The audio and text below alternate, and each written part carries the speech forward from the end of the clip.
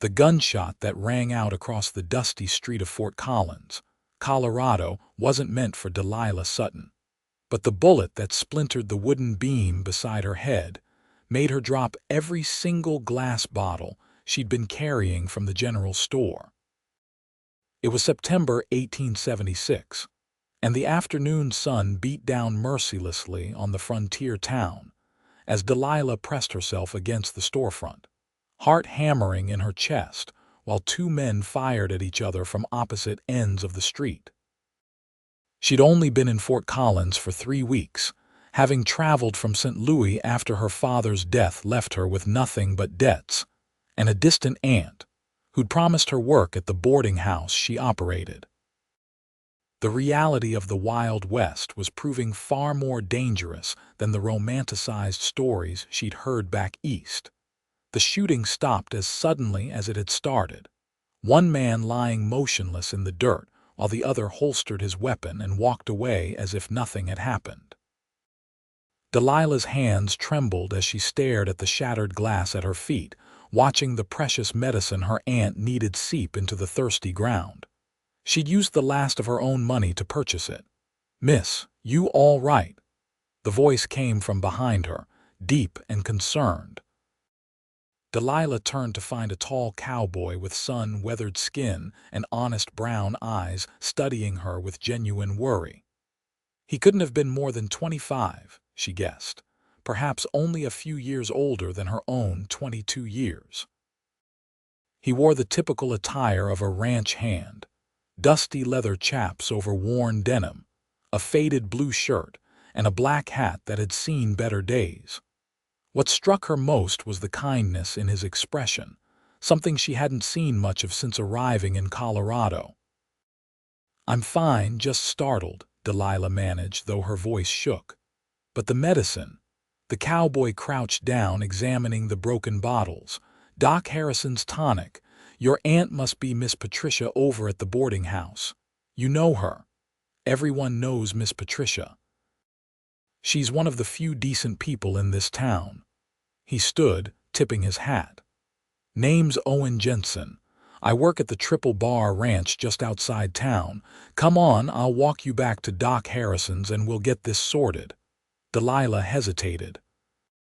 She'd been warned about trusting strangers, especially men, in a place like this. But Owen's face held no deception, and she desperately needed help. "Delilah Sutton," she said quietly, "and I appreciate the offer, but I can't afford to replace what broke."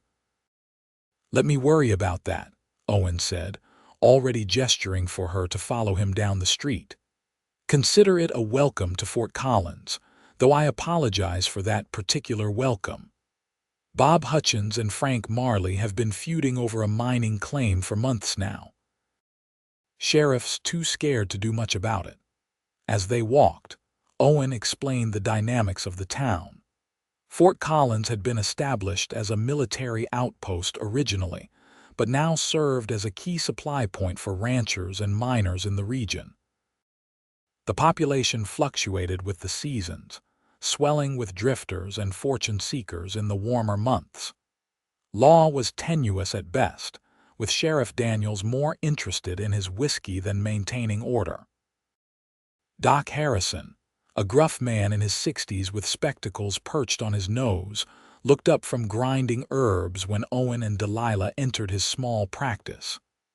"Owen Jensen, what brings you to town on a work day?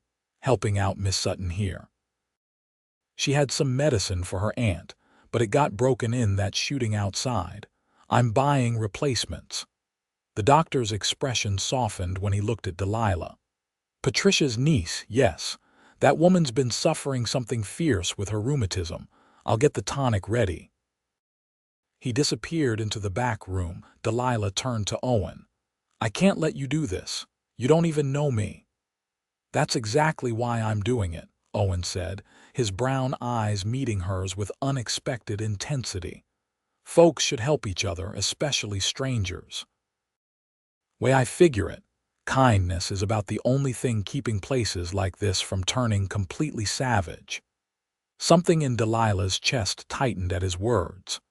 She'd grown so accustomed to people looking out only for themselves, to measuring every interaction by what could be gained or lost. Owen's simple generosity felt like water in a desert. Doc Harrison returned with 3 bottles wrapped carefully in brown paper. Owen paid without complaint, and they walked together toward the boarding house, a 2-story structure on the quieter end of Main Street. Aunt Patricia ran a respectable establishment, offering clean rooms and decent meals to travelers who preferred comfort to the rowdy atmosphere of the town's 2 hotels. "I should get back to the ranch," Owen said as they reached the front steps. "Boss doesn't take kindly to long absences, even for supply runs." "Thank you," Delilah said, meaning it more than she'd meant anything in a long time. "Truly." Owen smiled then, a genuine expression that crinkled the corners of his eyes. "Maybe I'll see you around town, Miss Sutton." She watched him mount his horse, a sturdy bay gelding, and ride north toward the open range. Something told her she would indeed see him again, though she couldn't have explained why the thought made her feel lighter than she had in months. Inside, Aunt Patricia was propped up in her chair by the window, her swollen hands folded carefully in her lap. She was 58 but looked older, the hard years of frontier life etched into every line of her face. Still, her eyes sparkled with intelligence and warmth. "There you are, child. I heard shooting." "Just the usual trouble," Delilah said, trying to sound casual as she unwrapped the medicine. "Nothing to worry about. I met someone who helped me, actually."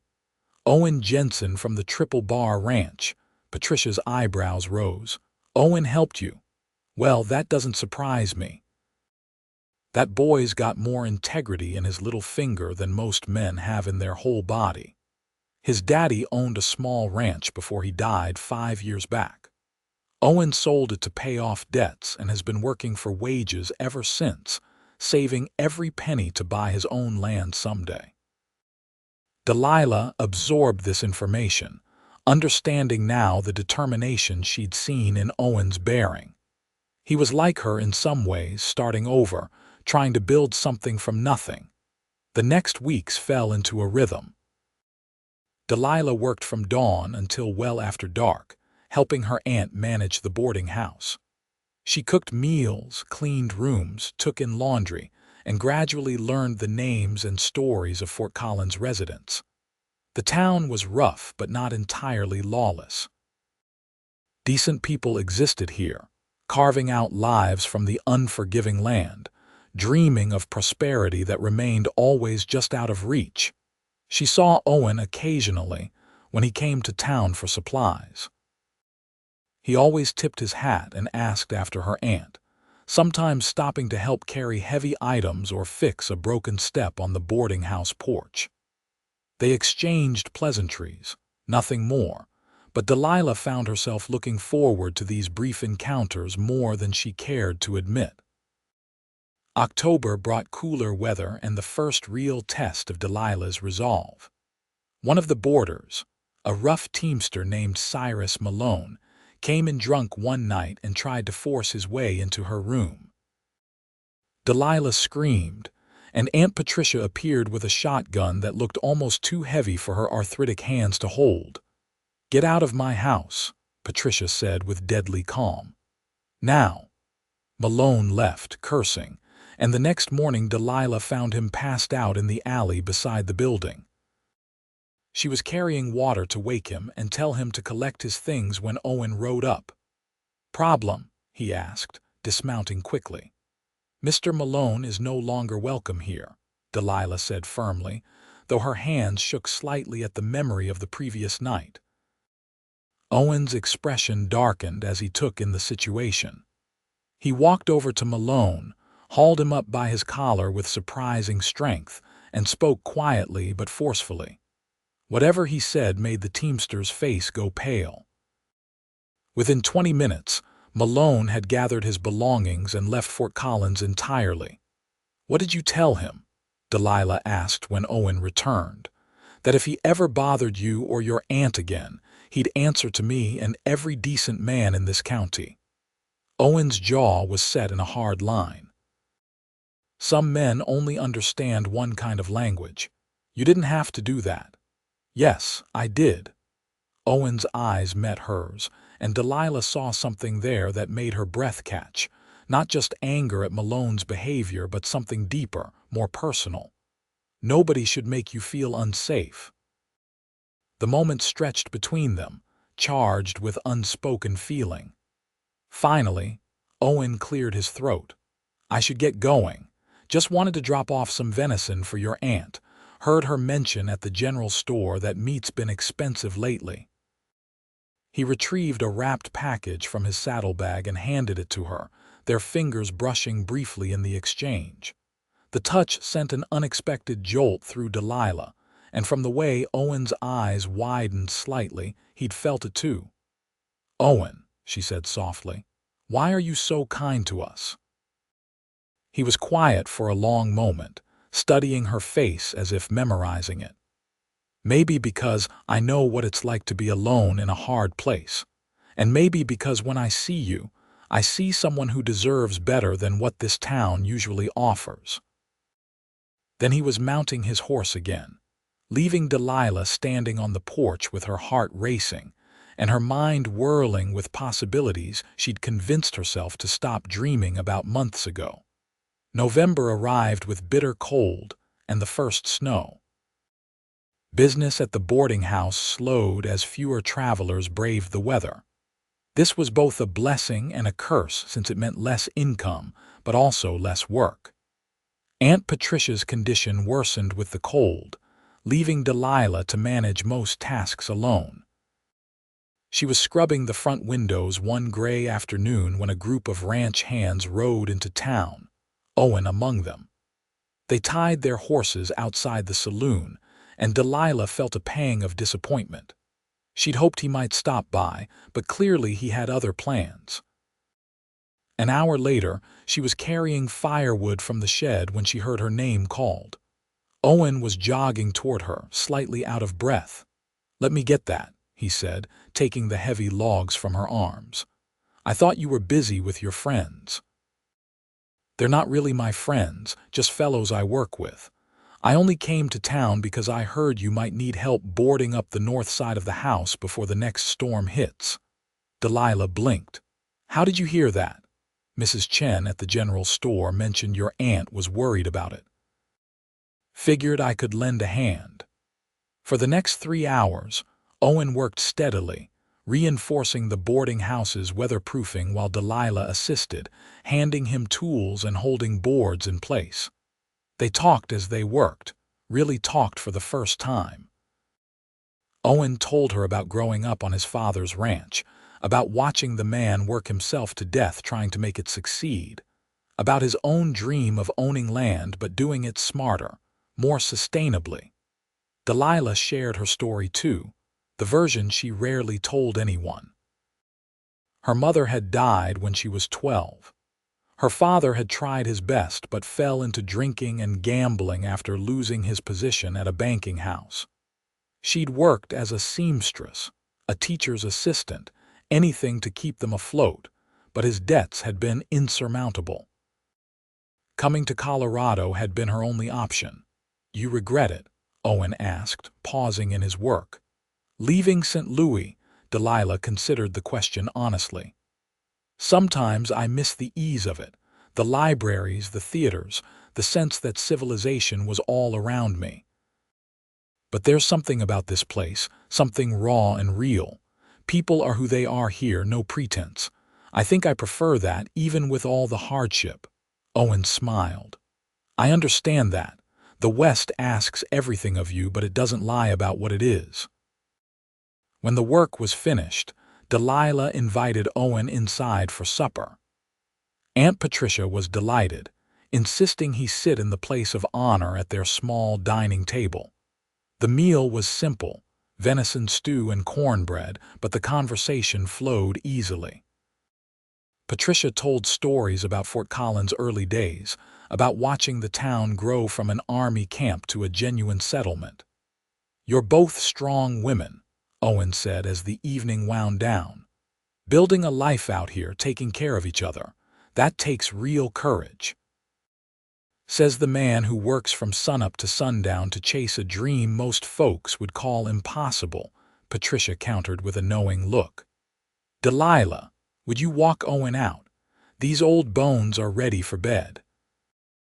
Outside, the night was clear and bitterly cold, stars blazing overhead like diamonds scattered across black velvet. Delilah wrapped her shawl tighter, and without thinking, Owen stepped closer, blocking the wind with his body. "Your aunt's a sharp woman," he said with a quiet laugh. "Pretty sure she just orchestrated getting us alone. She likes you, and she worries I'm spending all my time working with no life of my own." "Are you spending all your time working?" "There's not much choice. The boarding house needs constant attention, and Aunt Patricia needs help." Owen was quiet for a moment. When he spoke, his voice was careful, almost hesitant. "What if there was a choice? What if someone wanted to spend time with you, not to get work done, but just to be with you?" Delilah's heart hammered.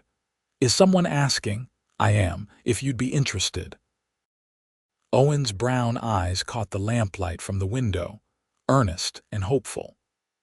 "I know I'm just a ranch hand with more dreams than dollars. I know you could probably do better, especially once word gets around that Patricia's niece is smart and pretty and capable. But I'd like to call on you proper if you'd allow it."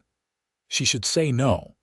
She barely knew him, despite the growing pile of kind gestures and honest conversations. She had no time for romance, no energy for anything beyond survival. But when she looked at Owen Jensen, she saw something she'd thought lost to her forever: possibility. "I'd like that," she heard herself say. "Very much."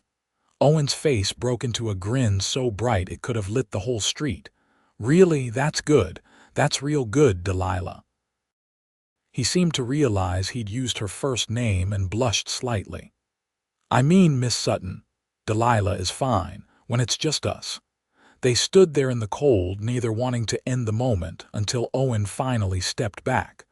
"I'll come by Sunday after church. We could take a walk if the weather holds." "I'll look forward to it." She watched him ride away, this cowboy who'd somehow slipped past all her defenses without even trying. Inside, Aunt Patricia was waiting with a satisfied smile. "That boy's in love with you," she said simply. "We barely know each other." "The heart doesn't punch a time clock, dear. When you know, you know." Patricia patted Delilah's hand. "Your mama would have liked him. She always said the best men are the ones who show up when things are hard, not just when they're easy. Owen's the showing up kind." Sunday arrived with clear skies and temperatures just mild enough for walking.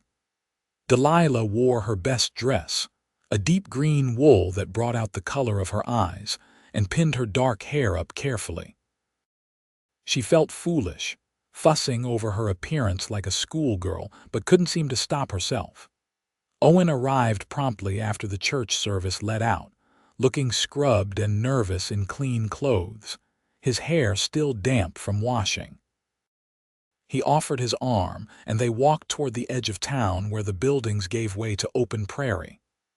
"I'm not much for pretty words," Owen said as they walked. "Never had much education beyond basic reading and numbers, but I want you to know that I take this serious. Courting you, I mean. It's not something I do lightly." "Have you courted many women?" Delilah asked, then immediately felt presumptuous. "I'm sorry, that's not my business." "No, it's fair to ask. There was a girl back when my father was still alive, Sarah Henderson. We thought we'd get married, but after Pa died and I had to sell the ranch, her father decided I wasn't good enough anymore. She married a store owner from Denver." He said it without bitterness, just stating facts. "I realized later that if she'd really loved me, my circumstances wouldn't have mattered. I want something different, something real." "I understand that. I was engaged briefly in St. Louis, Thomas Whitmore, a junior banker. When my father's debts came to light, Thomas made it clear that association with my family would damage his reputation. He returned the ring by messenger. His loss was a gift to me, Owen said softly. They walked for an hour, talking about everything and nothing. Owen pointed out landmarks, told her the names of the distant mountain peaks, explained how the ranchers managed their cattle through the winter. Delilah shared her dreams of maybe opening a dress shop someday, using the sewing skills she'd developed in St. Louis. It felt natural, easy, as if they'd known each other for years instead of weeks. As winter deepened, Owen visited every Sunday and whenever his work allowed during the week. Sometimes they walked, sometimes they sat in the boarding house parlor with Aunt Patricia as chaperone. Sometimes they worked side by side on repairs and chores. The more time Delilah spent with him, the more certain she became that her aunt was right. This was different from anything she'd felt before. Owen was steady as stone, reliable in a way that had nothing to do with grand gestures. He showed his feelings through actions, splitting extra firewood without being asked, bringing small treats from town for Aunt Patricia, listening intently whenever Delilah spoke, remembering tiny details about her preferences and fears. He made her feel seen in a way she'd never experienced. Christmas came, and Owen appeared on Christmas Eve with a wrapped package. Inside was a beautiful shawl, blue as a summer sky, finely woven. "I saved for 3 months," he admitted. "Had it sent from Denver. I wanted you to have something nice, something that wasn't just practical." Delilah's throat tightened with emotion. She knew what 3 months of savings meant to a man planning to buy land. "Owen, this is too much." "Nothing's too much for you." He said it simply, without drama, and somehow that made it more powerful. She had a gift for him too, a shirt she'd sewn herself from sturdy fabric with careful stitching and reinforced seams. When he unwrapped it, his eyes went bright with feeling. "You made this yourself. I wanted you to have something that would last, something made with care." Owen looked at her with such naked emotion that Delilah felt her breath catch. "I'm going to say something and you can tell me if I'm moving too fast, but I need you to know. I love you, Delilah Sutton. I think I have since the day I saw you pressed against that storefront, scared but standing tall. Every day since has just made me more certain." "Owen," she whispered, her own eyes filling with tears. "I love you too. I didn't think I could, didn't think I had it in me after everything, but you made it impossible not to." He kissed her then, gentle and reverent, his work-roughened hands cradling her face as if she were made of something precious and breakable. It was Delilah's first real kiss, and it felt like coming home. January 1877 arrived with brutal cold and heavy snows that trapped everyone indoors for days at a time. The boarding house was nearly empty, with only 2 long-term residents remaining. Money grew tight despite Delilah's careful management. Aunt Patricia's medicine was expensive, firewood costs had tripled, and food supplies were running low. Delilah tried to hide her worry, but Owen noticed immediately. "What's wrong?" They were sitting in the parlor, the only warm room in the house, with Patricia napping nearby. Delilah hesitated, then decided he deserved honesty. "Money. We're struggling. I've been trying to figure out how to make it to spring without going into debt, but I don't see a way." Owen was quiet, thinking. "I've been saving to buy land. Got about $400 put away. It's yours if you need it." "No." Delilah's response was immediate and firm. "Absolutely not. That's your dream, Owen. I won't take that from you. My dream doesn't mean anything if you're suffering." "Let me help." "I can't. It wouldn't be right." They argued about it gently, both stubborn, until Aunt Patricia woke and heard the situation. "You're both being fools," she said bluntly. "Delilah, stop being so proud. Owen, stop trying to be a hero. Here's what makes sense. Owen, You lend us what we need to get through winter. Delilah, you pay him back with interest once business picks up in spring. That way everybody keeps their dignity and nobody suffers needlessly. It was a compromise neither had considered, and it worked. Owen provided the loan, Delilah kept careful records, and they weathered the worst of winter with full bellies and warm fires. More importantly, the experience taught Delilah to accept help without shame, to trust that Owen's generosity came from love, not pity. February brought a thaw and with it, a crisis. Word came that the ranch where Owen worked was being sold. The new owner planned to bring in his own crew, meaning Owen and most of the current hands would be out of work by month's end. "I'll find something else," Owen said, trying to sound confident when he told Delilah the news.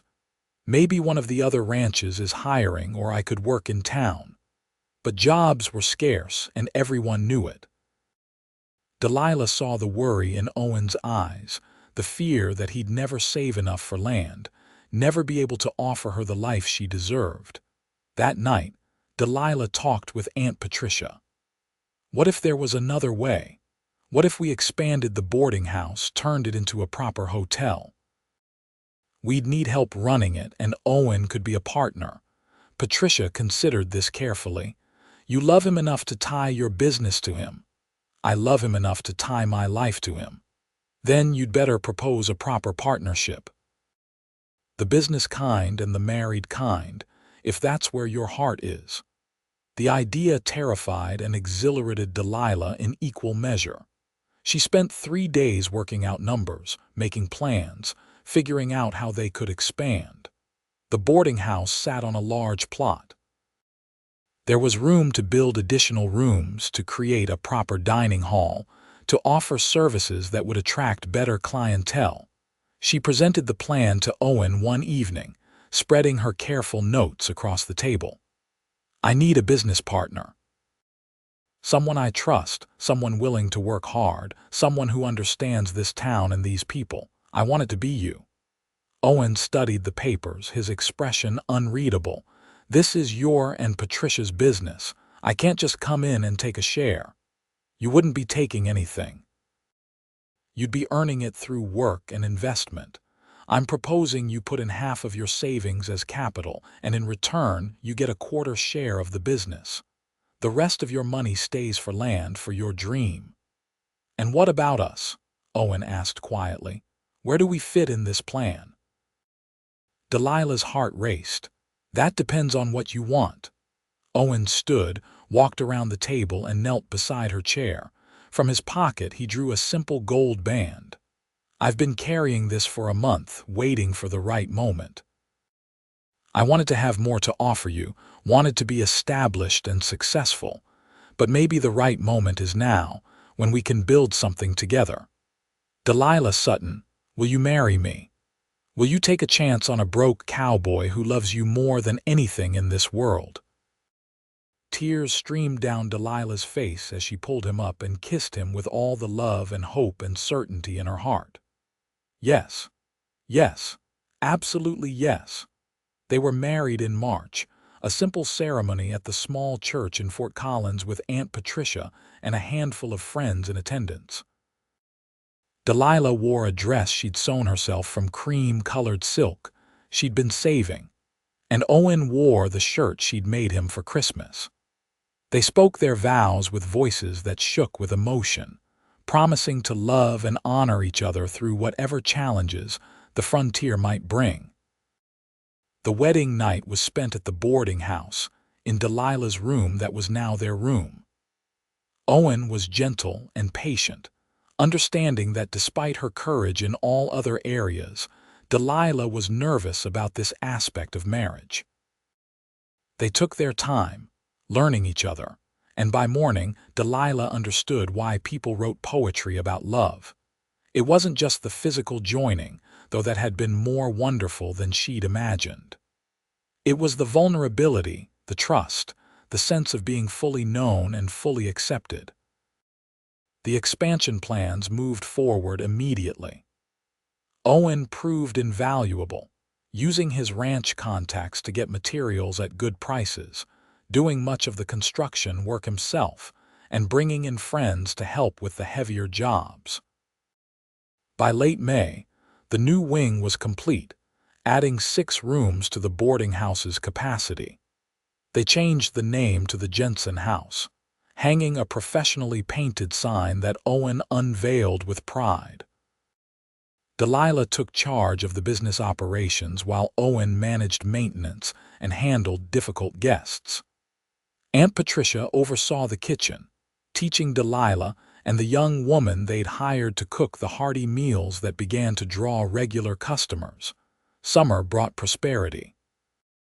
The expanded hotel attracted a better class of traveler, families heading west, businessmen exploring opportunities in Colorado, even a few tourists who'd heard about the beautiful mountain scenery. Delilah's careful management kept expenses low while maintaining quality, and Owen's friendly manner made guests feel welcome. But it wasn't all easy. In July, a drunk cowboy tried to start a fight in the dining room. Owen handled it calmly, getting the man outside and sobered up without violence, demonstrating the kind of steady temperament that made the Jensen house feel safe. In August, a kitchen fire threatened to destroy everything they'd built. Delilah woke to smoke and flames, screaming for Owen. Together, they formed a bucket brigade with guests and neighbors, fighting the fire until it was contained. The kitchen was damaged but salvageable, and the next day the whole town seemed to rally around them. People donated supplies, labor, and equipment to help repair the damage. Within 2 weeks, they were back in business, and Delilah understood that they'd truly become part of Fort Collins' fabric. One particularly hot afternoon in September, Delilah was setting up a new mirror in one of the guest rooms. The ornate piece had arrived from Denver, a splurge she'd justified by reasoning that nice touches attracted better customers. She was adjusting its position, checking her reflection to make sure the angle was right, when Owen appeared in the doorway behind her. Their eyes met in the mirror, and Delilah smiled at the sight of her husband, dusty from working on the roof, his face tanned and healthy. Owen smiled back, that warm, genuine expression she'd fallen in love with. For a moment, they just looked at each other in the reflection, and Delilah felt a wave of gratitude so intense it almost hurt. This life they'd built together, this partnership, this love, it was everything she'd stopped believing possible. "What are you thinking about?" Owen asked, stepping into the room and wrapping his arms around her waist from behind, still watching her in the mirror. "How happy I am. How grateful. A year ago I was terrified and alone, and now I have you, this business, a real home." Owen kissed her temple. "A year ago, I was working for wages and dreaming of a future that felt impossible. Now I wake up every morning next to the woman I love, building something that matters. You gave me that, Delilah."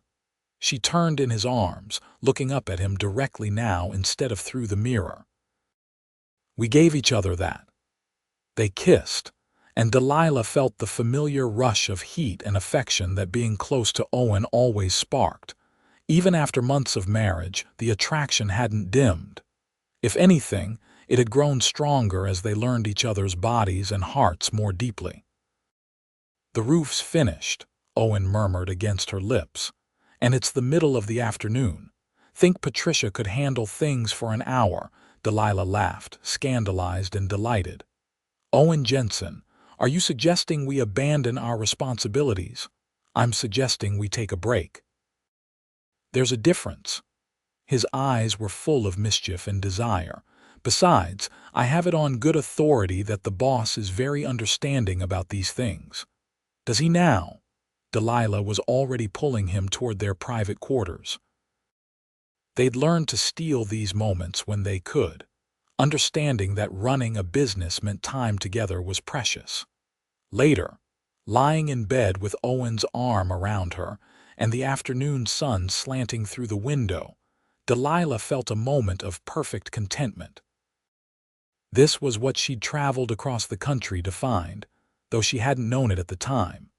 Not just safety or financial security, but true partnership with someone who saw all of her, the strong parts and the scared parts, and loved her completely. October brought news that Delilah had been half expecting, half hoping for. Her monthly courses hadn't come, and she'd been feeling queasy in the mornings. Doc Harrison confirmed what she suspected. She was expecting a baby, due sometime in late April or early May. Owen's reaction was everything she could have hoped for. His eyes filled with tears, and he picked her up and spun her around despite her laughing protests that he'd make her sick. "We're having a baby," he kept saying, as if he couldn't quite believe it. "We're really having a baby." Aunt Patricia was thrilled, immediately beginning to knit tiny clothes and offering endless advice. The pregnancy progressed normally, despite Delilah's determination to keep working. Owen became impossibly protective, trying to prevent her from lifting anything heavier than a teacup, until Delilah firmly told him that she was pregnant, not made of glass. Winter was easier this year. The Jensen house had built a solid reputation and maintained steady occupancy even in the cold months. Money was still tight but manageable, and they'd paid off all debts from the expansion.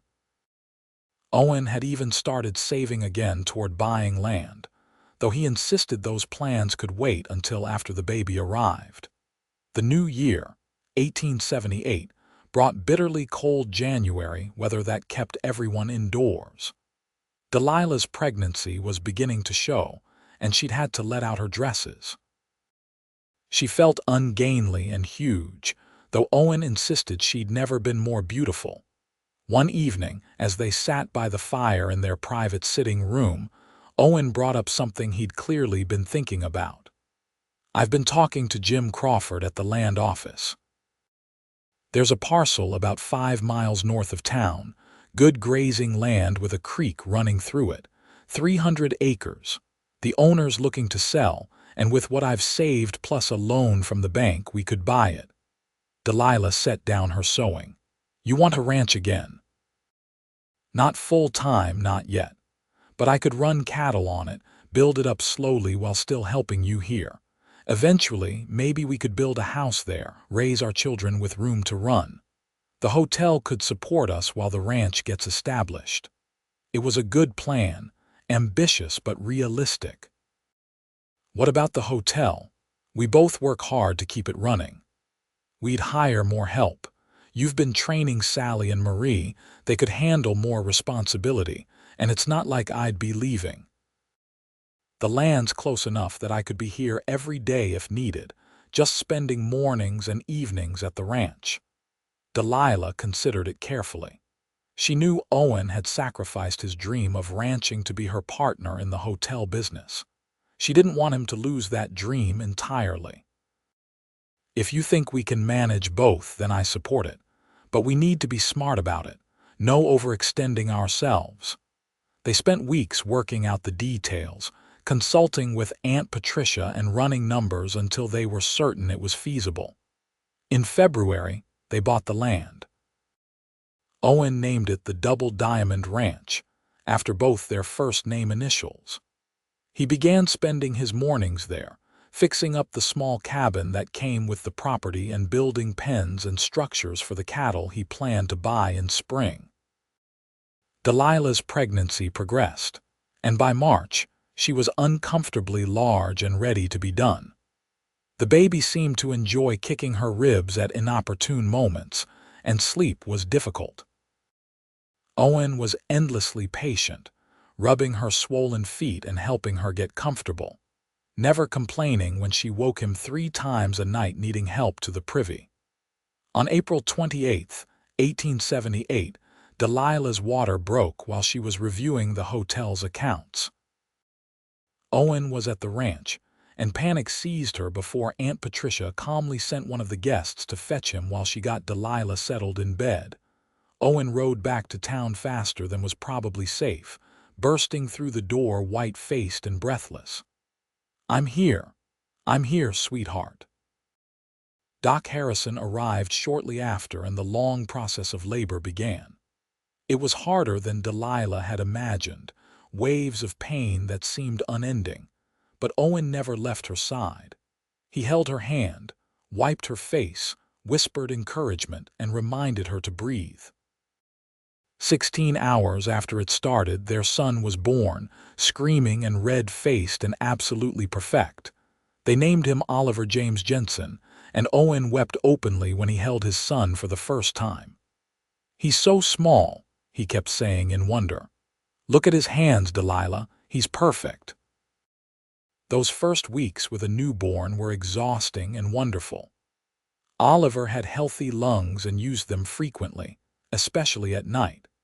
Delilah and Owen took turns walking him, soothing him, changing his endless supply of dirty diapers. They were perpetually tired but happier than seemed possible. The hotel continued to run smoothly, with the hired help taking on more responsibilities. Owen balanced his time between the ranch, the hotel, and his family. It was demanding, but he thrived on it. By summer, he'd acquired a small herd of cattle and hired a young man named Peter to help with the ranch work. Delilah slowly returned to managing the hotel's business side, though her priorities had shifted. Oliver came first always. She'd set up a cradle in the office where she could watch him while working, and guests became accustomed to hearing a baby's coos and occasional cries throughout the building. Aunt Patricia's health had been declining slowly, her arthritis worsening to the point where she could barely use her hands. In July, she had a stroke that left her unable to speak clearly or walk without assistance. Delilah and Owen moved her into the best room on the ground floor and hired a woman to help care for her. It was heartbreaking to watch this strong woman reduced to such dependence, but Patricia's mind remained sharp, and she communicated through gestures and determined single-word utterances. She particularly loved holding Oliver, her face lighting up whenever the baby was placed in her arms. Owen had a special chair made with high arms that helped support her when she held him, and they spent hours together, great aunt and grandnephew. Patricia died peacefully in her sleep in October, just as the aspens were turning gold in the mountains. They buried her in the Fort Collins Cemetery, and half the town came to pay respects to a woman who'd been part of the community's foundation. Her death hit Delilah hard. Patricia had been her only family, the person who'd given her a chance when she had nothing. But grief was a luxury she couldn't fully indulge with a 6-month-old son and a business to run. She mourned in stolen moments, crying in Owen's arms late at night, finding solace in his steady presence. Patricia left everything to Delilah, which meant the hotel was now fully theirs, no longer a partnership but sole ownership. It felt strange, bittersweet. They held a small ceremony, just the two of them, renaming the hotel the Jensen House in honor of both Patricia's original boarding house and their new family. The years that followed were full ones. The hotel prospered, becoming known throughout the region for cleanliness, good food, and honest management. The ranch grew steadily, Owen's careful stewardship and good instincts building it into a profitable operation. They hired more help for both businesses, good people who became almost like family. In 1880, Delilah became pregnant again. This time, the pregnancy was easier, perhaps because she knew what to expect. In February 1881, she gave birth to a daughter they named Dorothy Marie, after Delilah's mother and the young woman who'd been such a help at the hotel. Little Dottie, as she became known, was a calmer baby than Oliver had been, with Owen's brown eyes and Delilah's dark hair. Oliver, now nearly 3, was fascinated by his baby sister. He'd stand by her cradle for long minutes, watching her sleep, occasionally trying to share his toys with her despite Delilah's gentle explanations that babies couldn't play yet. Life fell into a rhythm of satisfying work and deep family contentment. Owen proved to be a wonderful father, patient and playful with the children. He'd take Oliver to the ranch on weekends, teaching him about cattle and horses and the land. Delilah loved watching them together, seeing Owen pass on the knowledge his own father had given him. Fort Collins continued to grow and change. A railroad spur reached the town in 1881, bringing increased commerce and population. The Jensen house benefited, becoming a preferred stop for railroad investors and engineers. The town's rough edges softened as more families settled, though it never lost its frontier character entirely. In 1883, Delilah became pregnant once more. This pregnancy was difficult, leaving her exhausted and ill for months. Owen took on more of the hotel management, and they hired additional help. In November, she gave birth to twin boys, Samuel and Benjamin. The delivery was hard, and Doc Harrison warned them that Delilah shouldn't have more children. Her body had been through enough. Suddenly, their household went from busy to chaotic. 4 children under 6 years old, plus 2 businesses to run, made for long days and short nights. But there was joy in the chaos, laughter and love filling every corner of their home. The children grew like weeds. Oliver became a serious boy, thoughtful and responsible beyond his years. He loved the ranch and begged to spend every possible moment there. Dottie was creative and gentle, spending hours drawing and making up elaborate stories. The twins were mischievous and inseparable, constantly getting into trouble together. By 1885, the ranch had grown to over 1,000 acres, expanded through careful purchases of adjacent properties. It employed 6 full-time hands and was known for producing quality beef cattle. Owen had achieved his dream of being a rancher and exceeded it. The hotel remained successful, though Delilah had stepped back from day-to-day management to focus more on the children. She'd promoted Sally to manager, a decision that proved wise when Sally's organizational skills and attention to detail actually improved operations. One evening in late summer, after getting all 4 children finally settled in bed, Delilah and Owen sat on the porch of the ranch house they'd built 3 years earlier. It was a beautiful structure, large enough for their growing family but not ostentatious, with a wide porch that offered views of the Front Range Mountains to the west. "You ever miss St. Louis?" Owen asked, holding her hand as they watched the sunset paint the sky in shades of orange and purple. Delilah considered the question. "Sometimes I miss the idea of it, the ease and sophistication. But no, not really. Everything that matters is here. You, the children, the life we've built. I couldn't have imagined any of this back then, but I wouldn't trade it for anything." Owen lifted her hand to his lips, kissing her knuckles gently. "I fell in love with you the first time I saw you. Did you know that? You were pressed against that storefront, scared but trying so hard to be brave. Something in my chest just knew. This is her.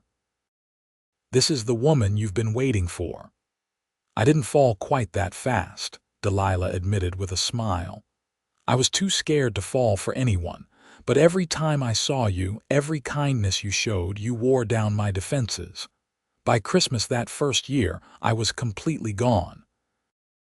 I just couldn't admit it yet. Best decision I ever made was buying that medicine for your aunt. Well, second best. First best was asking you to marry me." They sat in comfortable silence as darkness fell and stars emerged. Somewhere in the house, one of the twins started crying, probably from a bad dream. Owen started to rise, but Delilah stopped him. "I'll get him. You've been working since before dawn." She found Benjamin in the room he shared with Samuel, tangled in his blankets and whimpering. She scooped him up, holding his small, warm body close, and carried him to the window where they could see the stars. "Look at all those lights," she whispered. "Each one is a sun, maybe with its own world circling it. Makes our problem seem pretty small, doesn't it?" Benjamin's crying subsided as he stared up at the night sky. At 4 years old, he probably didn't understand her words, but the sound of her voice soothed him. She held him until his breathing evened out in sleep, then tucked him back into bed. Owen was waiting in their bedroom, already under the covers but clearly fighting to stay awake. Delilah changed into her nightgown and slipped in beside him. He immediately pulled her close, his body warm and familiar against hers. "I love you," he murmured, already half asleep. "I love you too," Delilah whispered back, and meant it with every fiber of her being. The years continued to roll by, marked by the small triumphs and occasional setbacks that make up any life. Oliver grew into a tall, capable teenager who could ride and rope as well as any of the ranch hands. He had his father's steady temperament and his mother's quick mind. At 15, he announced his intention to stay on the ranch permanently, and Owen's pride was evident. Dottie developed into a talented artist, her drawings and paintings decorating every wall of the house. She talked about going to art school in Denver someday, and Delilah encouraged her, determined that her daughter would have opportunities she'd never had. The twins remained inseparable, both planning to join Oliver in running the ranch eventually. They had their father's love of the land and livestock, and showed early promise as horsemen. In 1890, Fort Collins incorporated as an official city. The transformation from rough frontier town to established community was complete. The Jensen House, now one of the city's premier hotels, hosted the incorporation celebration. Delilah, at 42, felt a sense of accomplishment watching the festivities. She and Owen had been part of building this place, had helped it grow from lawless outpost to thriving city. Owen, at 47, showed some silver in his hair but was still strong and vital. The ranch kept him active, and he showed no signs of slowing down. He'd become a respected figure in the community, known for his integrity and fairness in business dealings. One warm spring afternoon in 1892, Delilah was working in her garden when a young woman arrived at the ranch in a hired carriage. She was well-dressed, probably in her mid-20s, and had a determined set to her jaw that reminded Delilah of herself at that age. "Mrs. Jensen, I'm Catherine Willis. I've been corresponding with your daughter Dorothy about studying art together in Denver. I was hoping to meet with you and your husband to discuss the arrangements." The next hours were spent in detailed conversation. Catherine came from a good family in Denver and had studied at a respected art academy in New York. She was planning to open a studio in Denver where young women could study art seriously, and she'd seen Dottie's work at an exhibition. She believed Dottie had real talent. Owen was initially reluctant to let their 16-year-old daughter move to Denver, even under supervised conditions. But Delilah convinced him. "We can't clip her wings just because we're scared. She has a gift, and she deserves the chance to develop it."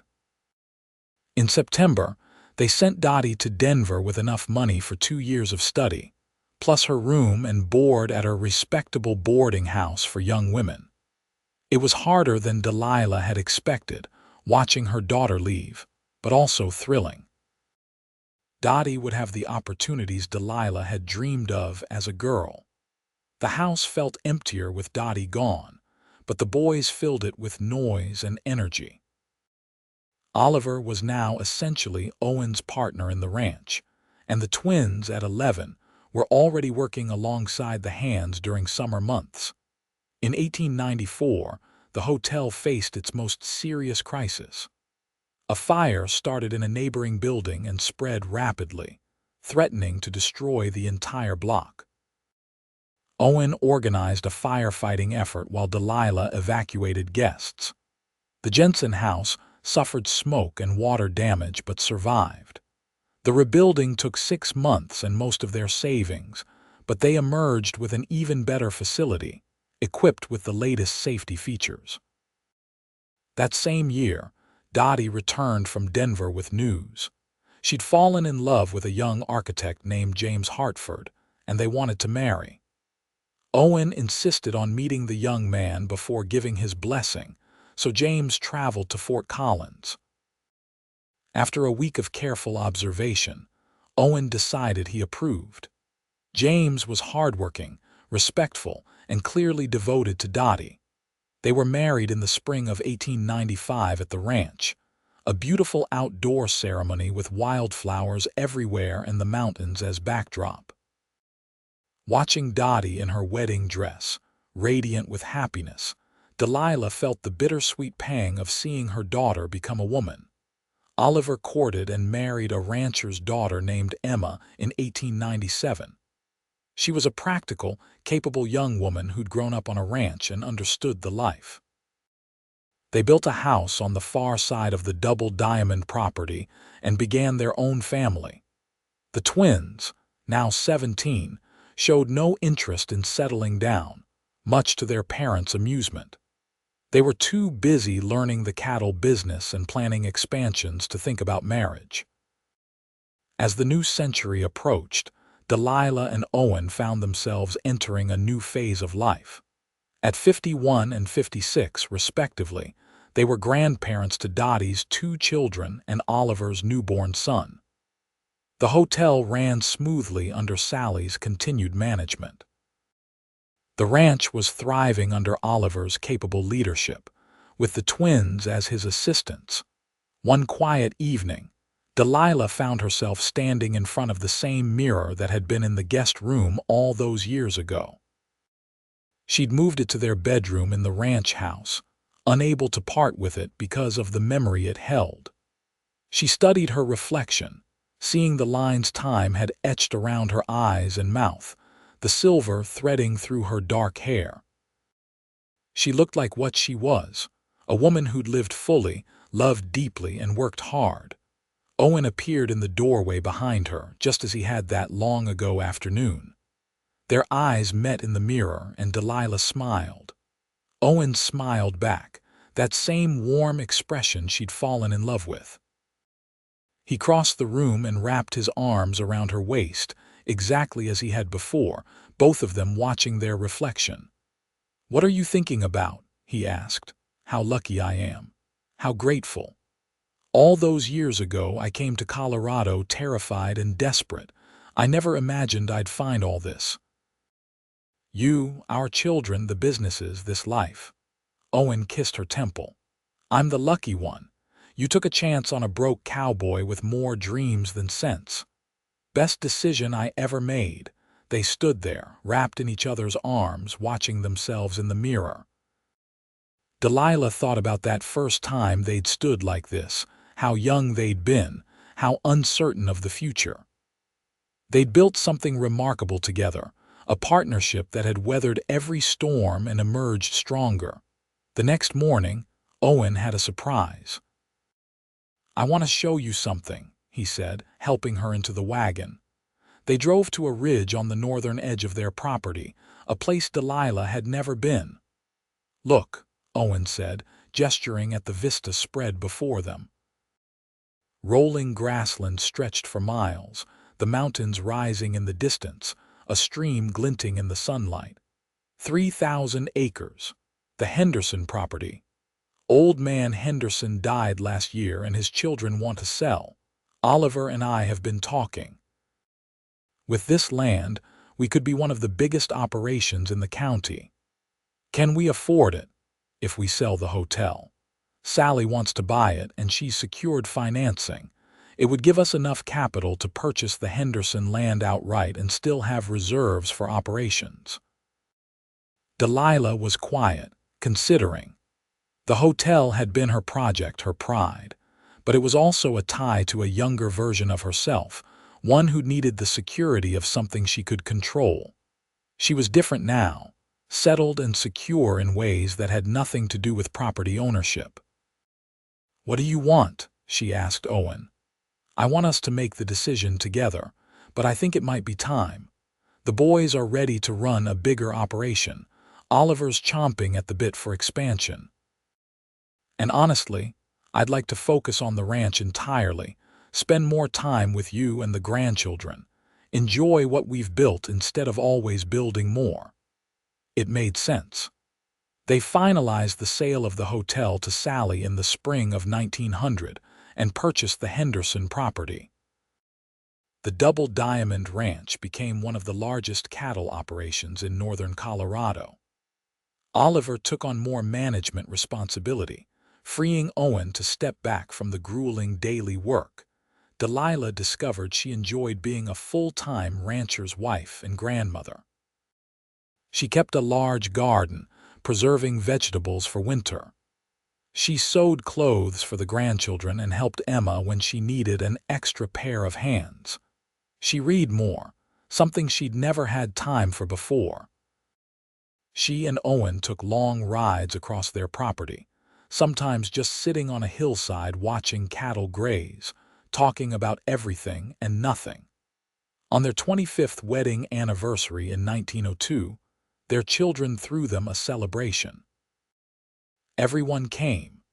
Dottie and James from Denver with their 3 children, Oliver and Emma from their house across the property with their 4 children, and the twins, now both courting young women from neighboring ranches but not yet married. There was music and dancing, an enormous meal, and speeches about love and commitment that made Delilah tear up.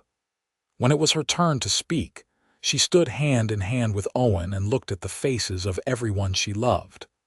25 years ago, I married the best man I've ever known.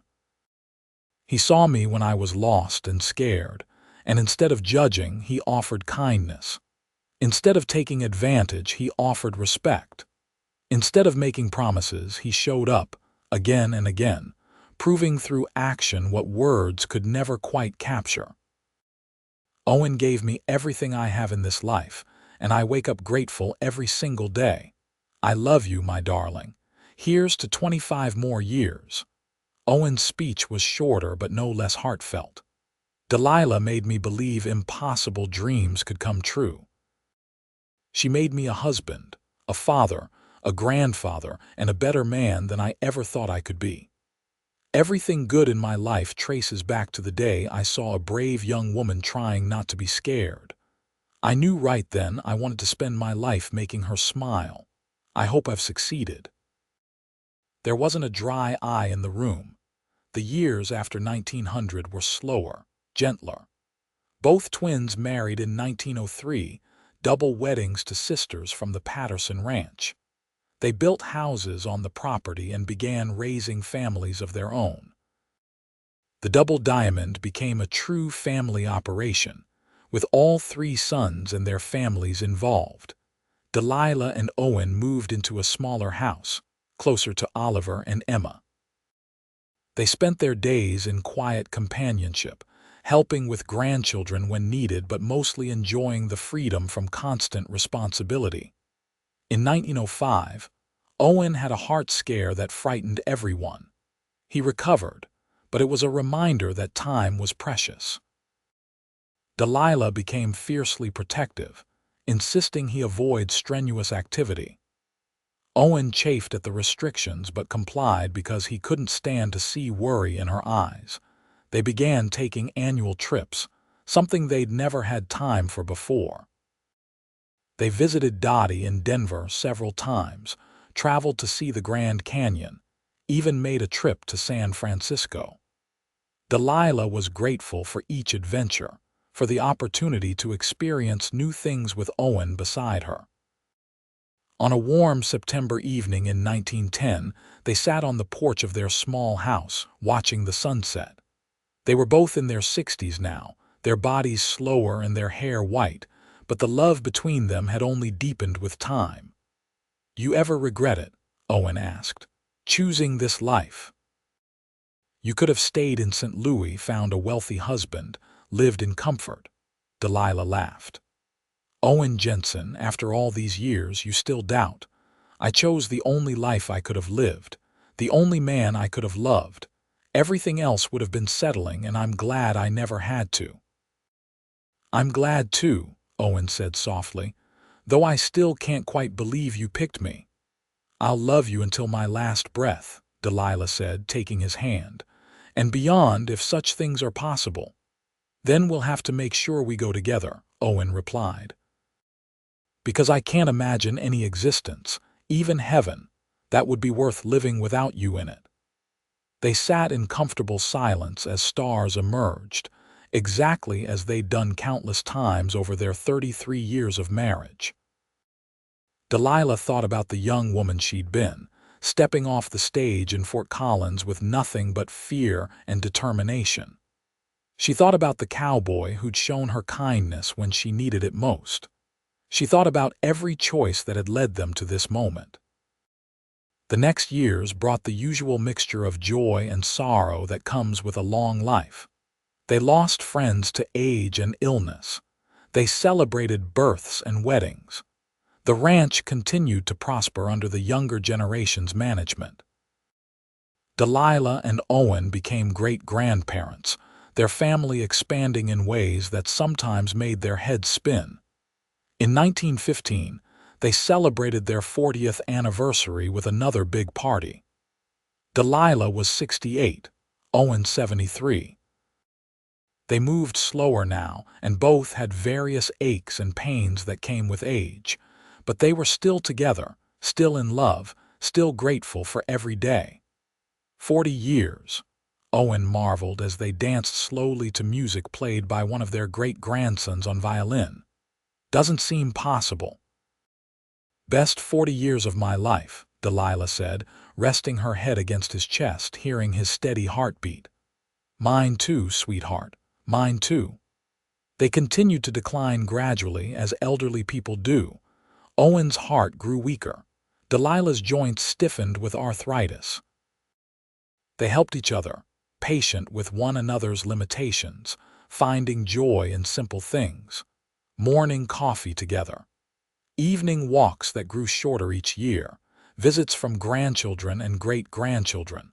On a spring morning in 1918, Delilah woke to find Owen hadn't. He died peacefully in his sleep, his face relaxed and peaceful. She held his hand, this man who'd been her partner in everything, and wept. Even though she'd known this day would come eventually, even though they'd had more years together than many people ever got, the loss was devastating. They buried him on a hillside overlooking the ranch, with the mountains visible in the distance. It seemed right that he should rest there, in the land he'd loved so much. The funeral was enormous, attended by hundreds of people whose lives Owen had touched. Person after person spoke about his integrity, his kindness, his fairness. Delilah heard her own love echoed in their words and was proud. The months after Owen's death were the hardest of Delilah's life. She'd lost her aunt, her parents, friends over the years, but losing Owen was different. He'd been part of her daily existence for over 40 years. His absence was everywhere. The empty chair at breakfast, the cold side of the bed, the silence where his voice should be. Her children worried about her, urged her to move in with one of them. But Delilah insisted on staying in the small house she'd shared with Owen. Being surrounded by their things, their memories, was a comfort more than a pain. Slowly, she found a new rhythm. She spent time with her grandchildren and great-grandchildren, telling them stories about their grandfather, about the early days of Fort Collins, about a time when Colorado was still wild and anything seemed possible. She worked in her garden. She wrote letters to Dottie and others. She read extensively, but she missed Owen with an ache that never quite went away. At night, she'd talk to him, telling him about her day, imagining his responses. It brought a strange comfort, this one-sided conversation with the man she'd loved. In the fall of 1920, Delilah's own health began to fail. Her heart, the doctor said, was simply wearing out. She was 73 and had lived a full life. She'd seen the frontier become civilized, had helped build a city and a family legacy. She was ready, she realized, to join Owen. She gathered her children around her in early November, all 3 sons and Dottie, along with their spouses and many of the grandchildren. "I want you to know how proud I am of all of you," she told them, her voice weak but clear. "You've built good lives, raised good families. Your father and I couldn't have asked for more." "Don't talk like that, Mama," Oliver said, his voice breaking. "You're going to be fine." "I'm going to be with your father," Delilah corrected gently. "That's better than fine. That's exactly where I want to be." She died 3 days later, peacefully, with all her children present. Her last words were "Owen," spoken with a smile on her face as if she could see him waiting for her. They buried her beside Owen on the hillside, their headstones side by side, marking the resting place of 2 people who'd built something meaningful from nothing, who'd loved each other completely for over 40 years. The Double Diamond Ranch continued to thrive under the family's stewardship, growing into one of the most successful cattle operations in Colorado. The Jensen house, though under new ownership, remained a Fort Collins landmark. Generations of Jensen descendants would go on to shape the city and the state, all of them carrying forward the legacy of hard work, integrity, and devotion that Owen and Delilah had established. But perhaps more important than any business success or family legacy was the love story they'd lived. A cowboy and a frightened young woman, finding each other in a rough frontier town, choosing to build a life together against all odds. They'd proved that love, real love, wasn't about grand gestures or perfect circumstances. It was about showing up day after day, supporting each other through hardships, celebrating each other's triumphs, and choosing partnership over everything else. Their story became family legend, passed down through the generations. Great-great-grandchildren would hear about the day their great-great-grandfather bought medicine for a stranger, about the moment he saw his future wife smiling in a mirror and smiled back, about a love that lasted until death, and, according to family belief, beyond. In the Jensen family, when young people married, the oldest member present would always tell them to remember Owen and Delilah. To remember that true partnership meant being willing to build dreams together, to sacrifice for each other, to face hard times hand in hand. To remember that love wasn't just a feeling but a choice made new every morning. And on quiet evenings, when the Colorado wind blew across the hillside where Owen and Delilah rested side by side, some family members swore they could feel something there. Not something sad or ghostly, but something warm and complete. The lingering presence of a love that had transformed 2 individual lives into one extraordinary story. The mirror that had witnessed that significant moment remained in the family for generations, carefully preserved and passed down. Each new generation heard the story of how their ancestors had stood before it, seeing their future reflected back at them, choosing to smile at the possibility of love even when the world around them was uncertain and harsh. Fort Collins continued to grow, transforming from frontier town to thriving city. The streets where Delilah had once heard gunfire became tree-lined avenues. The rough buildings were replaced by brick and stone structures. But the spirit of the place, that blend of frontier determination and hopeful ambition, remained.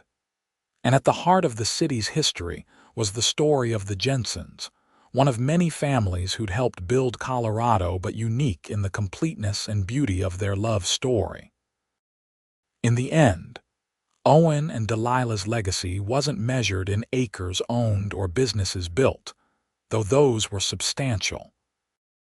It was measured in the children who'd grown up knowing they were deeply loved, in the grandchildren who'd learned what committed partnership looked like, in the great-grandchildren, and beyond who understood that their family was built on a foundation of genuine love and mutual respect. It was a legacy that proved love could thrive even in the hardest circumstances, that kindness was never wasted, that choosing to see the best in someone could change the entire trajectory of a life. It showed that happy endings weren't just for fairy tales, but were possible for real people willing to work for them, sacrifice for them, and believe in them even when the world suggested otherwise. The Wild West, with all its danger and uncertainty, had been the backdrop for countless stories of violence, greed, and survival. But it had also been the setting for Owen and Delilah's love story, a testament to the fact that even in the roughest conditions, the human capacity for love, devotion, and partnership could not only survive but flourish. Their story ended not with tragedy or regret, but with the quiet satisfaction of lives well lived and love well expressed. They had found each other when both needed finding, built something beautiful together, and left a legacy that would endure for generations. In a time and place defined by its harshness, they had created something tender and lasting. And sometimes, on warm September afternoons when the light slanted just right, descendants visiting the family ranch would pause and remember. They'd think about a cowboy and a young woman, strangers brought together by chance and kindness, who looked at each other in a mirror and saw their future. Who smiled at that future, uncertain as it was, and chose to embrace it together. That choice, made in a moment but reaffirmed every day for over 40 years, had rippled forward through time, touching lives that Owen and Delilah never got to meet, but helped shape nonetheless. Their love had become immortal, not through any grand gesture, but through the simple, profound act of choosing each other, again and again until their last breaths. It was, the family agreed, the truest and best kind of love story. The kind that didn't just end with a wedding, but continued through decades of real life, real challenges, and real commitment. The kind that proved love wasn't about finding someone perfect, but about finding someone worth fighting for, worth building with, worth spending a lifetime beside. And every time a Jensen descendant looked in a mirror and saw someone they loved smiling behind them, they thought of Owen and Delilah and understood that some love stories never really end. They just transform, becoming part of the fabric of a family, a legacy, a truth that outlasts death itself.